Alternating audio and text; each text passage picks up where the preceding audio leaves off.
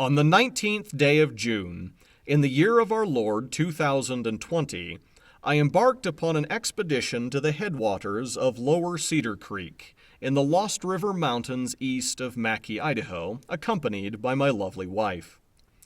Actually, the term expedition may be a bit of a misnomer in this case, as this was by no means my first visit to Lower Cedar Creek.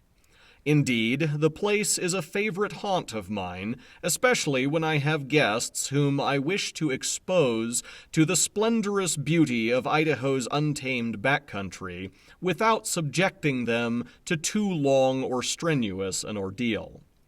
On this occasion, however, I had another aim in mind.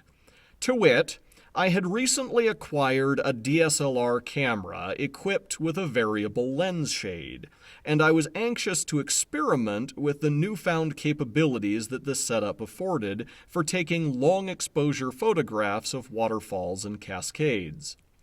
It seemed to me that the scenic falls and rapids with which Lower Cedar Creek is replete would provide an ideal proving ground for my new camera. I was unable to depart until almost noon due to other obligations, but finally all was in readiness, or so I thought. We made good time and turned off the highway just south of Mackay, from whence we navigated the labyrinth of two-track roads and jeep trails that bridge the gap of barren land between the farms in the bottom of the valley and the base of the mountains. Actually, in the last year or two, the road to Lower Cedar Creek has been significantly improved. Much of its length is now a tolerably good gravel road that is easily distinguished from the two-track jeep trails that crisscross it at intervals. Lower Cedar Creek runs at the base of Mount McCaleb, whose rocky prominence rose precipitously before us as we made our way toward the trailhead. At this season, McCaleb's rocky summit retained only a few gracious flecks of snow, but other mountains visible beyond it still sported their icy shawls of white. Just a little short of the trailhead, we paused at a turnout where a ring of stones, standing in a clearing in the sagebrush, afforded a convenient place to build a small fire and cook lunch. Nearby, an old irrigation pipe spilled water into a pool from which emanated a small stream. Near the pool, a solitary cottonwood tree shaded the area adjacent the fire ring. Cotton from the tree drifted lazily away on a gentle breeze like fluffy snowflakes. It was while we were eating our lunch in preparation for our trek up the canyon that I suddenly realized I had neglected to bring a tripod for the camera. The previous day, I had modified the carrying case of a portable tripod with the addition of a shoulder strap that would allow me to carry it conveniently in the backcountry. But in the course of last-minute preparations for this excursion, I had left it sitting on my workbench back at home. I was gripped by a fear that taking long-exposure photographs without a tripod would be tantamount to making a 500-yard headshot from an offhand position. As a quick experiment, I snapped a picture of the nearby pool and the stream of water emanating from the broken pipe. Then I put the filter on the camera, set the exposure time manually to 1 second, braced myself as well as I could to steady the camera, and took the picture again. Sure enough, the long exposure transformed the trickle of water from the end of the pipe into a lovely spreading mare's tail of whitewater. But without the camera rigidly supported, it also transformed the surrounding scenery into an unsightly greenish blur. Fighting off an air of dejection, we drove home, picked up the tripod, and then re-embarked on our journey. As we were driving out towards Mackay the second time, all the flags we passed, including a "Vote for Trump" flag just a few miles shy of our turnoff, were standing out proudly in a stiff afternoon breeze, and an armada of graying white clouds was beginning to muster in the sky. At the trailhead, however, there was no perceptible wind on account of the sheltering walls and dense foliage of the canyon. Indeed, though the wind had risen considerably out in the valley, it was never perceptible on our hike. For years, I have been meaning to investigate the history of Lower Cedar Creek, as it bears many evidences of a colorful past. Right at the trailhead, an expansive diversion structure, comprised alternately of wood and massive steel tubes welded together and filled with rock or concrete, directs a portion of the creek into what I presume is now an irrigation ditch. And, a short distance upstream, the weathered foundations of some other curious structure are visible on the far bank of the creek. After a couple initial switchbacks, the trail up Lower Cedar Creek is tolerably level and closely follows the creek in the bottom of the canyon. On both sides, however, the walls of the canyon rise steeply, and rocky spires stand a sentinel watch over the trailhead. I noticed a bountiful crop of juniper berries on some of the trees along the trail. There are actually relatively few cedar trees along Lower Cedar Creek, even if you count the juniper trees as a type of cedar. The canyon is diversely forested with a mix of birch, willow, and cottonwood trees along the creek, and juniper, mountain mahogany, and Douglas fir that ascend higher up the adjoining slopes, not to mention the currant and wild raspberry and other bushes that grow in the canyon. Sometimes, on my way up Lower Cedar Creek, I have found sections of the trail obliterated by spring landslides or erased by winter avalanches, but on this occasion the trail was in good repair all the way to the headwaters. As it usually does, the creek was running crystal clear with a pale ice blue tint that gives the water a particularly frigid appearance. Moreover, while appearances can sometimes be deceiving, such is not the case with Lower Cedar Creek. One has but to immerse one's hand in the stream to ascertain that it is in fact a torrent of liquid ice. At intervals along the route, fantastic rock formations comprised of undulating layers of stone rise heavenward on both sides of the creek. We came at one point to a place where the trail winds along the base of a rock formation, and the curvature of the rock face is such that it focuses the sound of the creek, so that, as we walked past the rock, the sound of rushing water seemed to come not from the direction of the creek, a stone's throw to our right, but rather out of the solid rock face close at hand on our left. In another place, we noticed a window in a rocky prominence visible in the next rank of slopes beyond the walls of the canyon. This window appears to be a natural arch high up on the rocky slopes.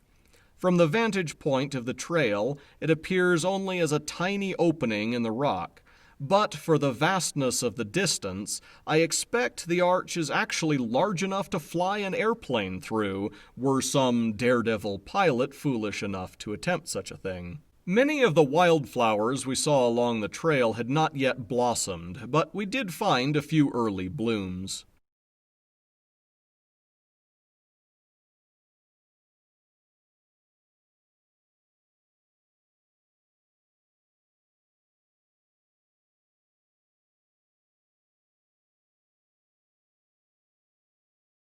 Along the trail, we frequently encountered long cylindrical coils of heavy-gauge steel wire, the remains of an ancient iron-bound wooden culvert that once carried water from a reservoir higher up the canyon. In some places, sections of the ancient wooden culvert are still marginally intact. Approximately a mile upstream from the trailhead, we came to the ruins of the dam. The creek now cascades through a broad central breach in the weathered masonry and plunges into a foaming pool of deep, clear, icy water. A short distance beyond the ruined dam, we came in sight of the first true waterfall on the hike, where the creek plunges over a precipice perhaps 20 or 30 feet high. Beyond the waterfall rises the rocky wall of the canyon, and beyond that a rocky prominence juts into the sky like the battlements of some ancient fortress. Just as we came in sight of the falls, a shaft of sunlight fell upon the prominence through a rift in the clouds, causing it to stand out in a sharp relief which astounds the eye and confounds the camera should one endeavor to capture it. Proceeding up the trail, we came shortly to a fork where a tributary stream flows into Lower Cedar Creek. Sometimes later in the year, this tributary is little more than a trickle, but on this occasion it was flowing full and clear, a gushing torrent surging around or cascading over the mossy rocks that line the streambed. The trail crosses this tributary on a narrow bridge. Crossing the bridge and starting up the trail beyond, we looked out toward the head of the tributary canyon and beheld a procession of fin-like ridges of stone clustered into a monumental rock formation, all set to gleaming by the late afternoon sun. Beyond the fork, the trail ascends abruptly in a series of switchbacks toward the headwaters of Lower Cedar Creek, while the creek surges along the base of a sheer rock wall in a foaming torrent of whitewater. After a brief ascent, we reached the headwaters, where Lower Cedar Creek gushes in full force out of an opening in an otherwise solid wall of rock, erupting into a glorious fan of whitewater as it cascades over the brink of the precipice and tumbles down into the canyon. From the headwaters, the rocky crown of Mount McCaleb is yet visible, peering over the brink of the wooded slopes to the north, silhouetted against the sky. Fossilized coral is visible in some of the boulders at the base of the falls. Perspective in two-dimensional photographs can be deceiving. The rivulet in the foreground is about 3 feet high, while the falls in the background are upwards of 30 feet in height, but they look to be of almost the same size.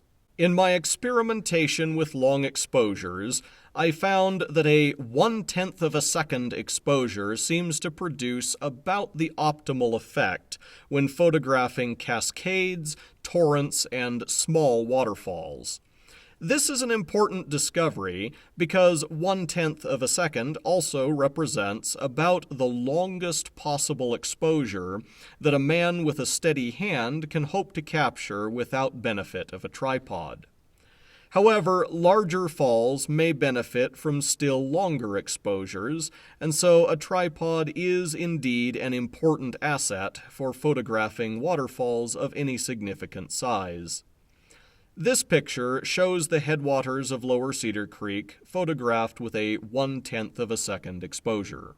This photograph was taken with a 1/4 second exposure, which I judged to be about optimal for a waterfall of this size, and perhaps for large waterfalls in general. However, I also experimented with still longer exposures. This photograph was taken with a 1/2 second exposure, and this photograph was taken with a 1 second exposure. Thus, despite getting off to a false start, my photography expedition up Lower Cedar Creek proved quite successful. We returned home without incident, arriving before nightfall, if but barely, on account of the extended hours of daylight at this season of the year. And so I shall here conclude my account of this expedition. Well, good afternoon, and thank you for tuning in to this first edition of my illustrated expeditionary journals. About a year ago, I acquired a DSLR camera, and the ability to take better quality, high-resolution still photographs is sort of what inspired me to take my accounts of my outdoor adventures to the next level with these illustrated journal entries. Now, what you've seen is my entry for the expedition up Lower Cedar Creek that I took last June. And the audio-visual version, of course, is available for viewing free of charge here on the Idahoan Show. However, if you'd like a hard copy of the same content, the same pictures with the narration text kind of subtly overlaid on top of them, these are now available for sale as well, actually in 2 different size formats, a larger format and a smaller one.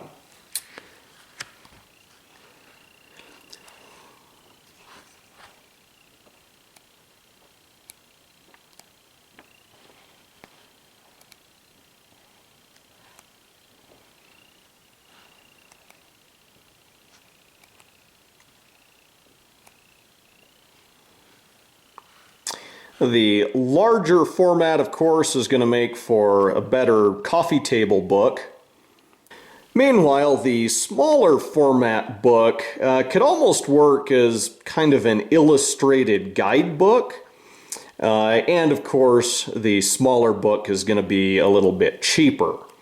Now, that said, it is probably a little too big for like a pocket guide, because I did want it to still be big enough that you can get the benefit of the pictures. Now, the smaller version is currently available for sale on Amazon, so I'll put a link to that in the video description. The larger version currently exceeds Amazon's print-on-demand capabilities in terms of both its trim size and also the print quality. So this, at the moment, is available exclusively through PerrineManPress, which is a local company down in Twin Falls, Idaho. You can either visit their storefront at 125 Main Street in Twin Falls, or I'll put a link to their website in the video description as well. So again, thanks for joining me on this outdoor expedition. I've got material for 4 or 5 more of these that I hope to publish this winter. And if they're well received, then hopefully I can justify spending a lot of time out in the wilderness this summer to get material for even more of them. In any case, until next time, thank you for watching The Idahoan Show.